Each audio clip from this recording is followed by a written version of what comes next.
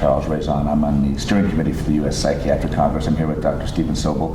Thank you, sir, for joining us. So you've got tremendous expertise in sort of thinking about recognizing OCD in a clinical setting, but also treating it.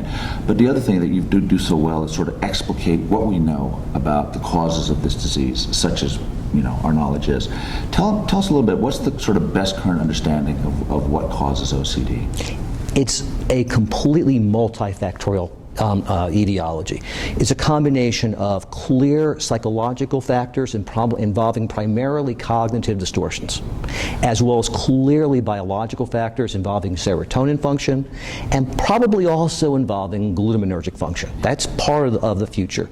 And so the treatment for OCD is based upon a combination of treatment. You're not going to be successful in treating this disorder if all you do is toss medications at patients. You're not going to be successful in treating this disorder if you ignore tossing medications at these patients. They need a combination of psychotherapy, which is a combination of cognitive behavioral therapy, appropriately done, and exposure response prevention therapy, plus, at this time, serotonin reuptake inhibitors, SSRIs, SNRIs, and then augmentation when necessary. Yeah.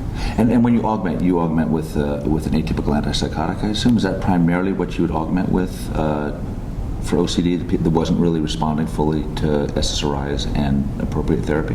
The idea is to focus on the neurotransmitters, of course, rather than symptoms. One of the mistakes psychiatrists and primary care doctors make over and over is treating symptoms. It's not surprising to think that the most commonly used medication to treat OCD is benzodiazepines, because they're treating the symptomatic anxiety.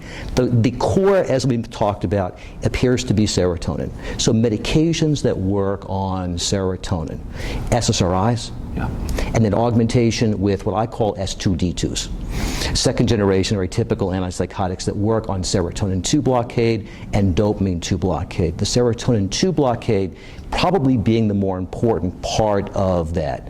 Occasionally, in this case, because you need to use high doses, sometimes patients can't tolerate high enough doses of SSRIs. So this is one of those cases, one of those disorders where you might actually combine an SSRI and another SSRI, or maybe an SSRI or an SNRI, or maybe an SSRI plus a boost bar. As you can see, we're focusing on serotonin dysfunction. Yeah, that's fantastic. Thank you, sir. My pleasure. Thank you.